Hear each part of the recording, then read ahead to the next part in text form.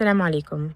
We issue this statement on behalf of 41 organizations of persons with disabilities, other disability rights and justice organizations, and 17 individuals who stand in solidarity with all Palestinians and with Palestinians with disabilities in particular. The Israeli colonial state's genocide in Palestine represents a catastrophic humanitarian and legal failure, and it simultaneously demonstrates how states bear responsibility for the collective production of disability. In Palestine and especially in Gaza and the West Bank, women, girls, and gender diverse people with disabilities have endured prolonged systematic violence under Israel's decade long occupation, compounded by repeated military assaults and the deliberate dismantling of healthcare, sanitation, and social service infrastructure. Access to assistive devices, sexual and reproductive health care, and psychosocial support has been routinely denied, with specialized disability services either non existent or made inaccessible due to fuel shortages, travel restrictions, or destroyed facilities. Israel's settler colonial practices have severely limited access to education, employment, and community life, with women, girls, and gender diverse persons with disabilities often subject to isolation, poverty, and heightened risk of gender based violence. إن التجزئة المتعمدة للأراضي والمؤسسات الفلسطينية إلى جانب التدهور في البنية التحتية والصحية جعل تحقيق الحقوق المنصوص عليها في اتفاقية حقوق الأشخاص ذوي الإعاقة مستحيلاً بشكل ممنهج.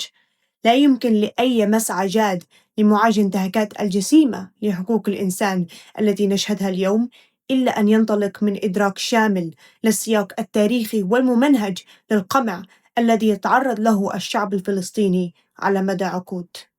En este preciso instante, el genocidio que Israel está cometiendo contra los palestinos ha llegado a un punto inimaginable. Múltiples informes de organismos de la ONU ponen de manifiesto los problemas a los que se enfrentan las mujeres, las niñas y las personas con y sin discapacidad, como tener que dar a luz sin acceso a anestesia, detenciones ilegales y agresión sexual por parte de las fuerzas de ocupación israelíes, falta de acceso de productos de higiene menstrual y niveles de desnutrición que ponen en riesgo la vida, entre muchas otras violaciones de los derechos humanos.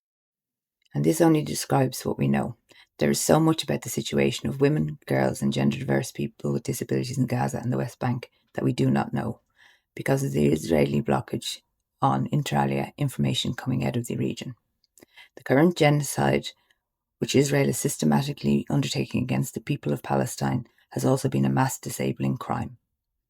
It has produced large-scale disability, both visible and invisible. وخلال الأشهر الأخيرة مارست إسرائيل سياسات ممنهجة أدت إلى تفشي المجاعة في غزة، مستخدمة التجويع كسلاح ضمن استراتيجية إبادة جماعية تستهدف المدنيين الفلسطينيين. إن التجويع القسري الذي يتعرض له سكان غزة لا يعد مجرد أزمة إنسانية، بل هو ممارسة ممنهجة للعنف تستهدف أكثر الفئات هشاشة وعلى رأسهم الأشخاص ذوي الإعاقة. فالكثير منهم يحرمون من الوصول إلى المساعدات المحدودة ويعجزهم الوقوف في طوابير طويلة، كما أن حالتهم الصحية تحول دون قدرتهم على هضم الطعام القليل المتاح. بالنسبة إلى الأشخاص ذوي الإعاقة لا يتعلق الأمر فقط بالصمود، بل بالبقاء على قيد الحياة وسط ظروف مصممة اجتماعيا وبنيويا للقضاء عليهم. As a party to the CLPD, Israel is legally bound to uphold the rights of persons with disabilities, including under the Article 11, which requires protection and safety in situations of risk, including in the armed conflict and in humanitarian emergencies. Moreover, as the occupying power in the Gaza and the West Bank, Israel is bound by the Fourth Geneva Convention, which mandates the protection of civilians, including persons with disabilities, from collective punishment, forced displacement, and deprivation of essential services. These obligations are further reinforced by Israel's commitments under CEDAW, CRC, and customary international law. The committee must urgently reaffirm that non-compliance with these obligations, particularly in the context of widespread and systemic harm, may amount to grave breaches of international law and warrant independent investigation and accountability. We, the endorsers of the statement, retaliate our strong solidarity to the people of Palestine. We urge the committee to demand for an immediate and permanent ceasefire. We demand that Israel provides full access to independent sources of aid for all, and especially for those with disabilities.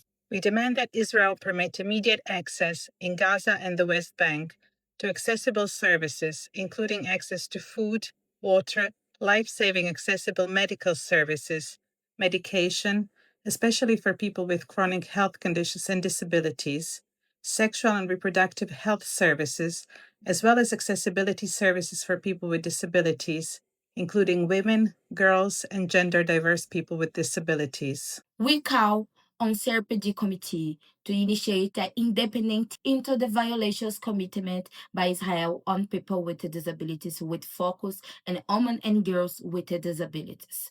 Most importantly, we demand the end to genocide and for Israel to be held accountable for these actions which haven't been completely violation international human rights. This statement, which was read out before the CRPD committee on August 13th, as part of the public dialogue on the situation of persons with disabilities in the West Bank and Gaza, is part of a larger submission focused on the situation of women, girls, and gender diverse people with disabilities. We must continue to remember that Palestinian liberation is disability justice.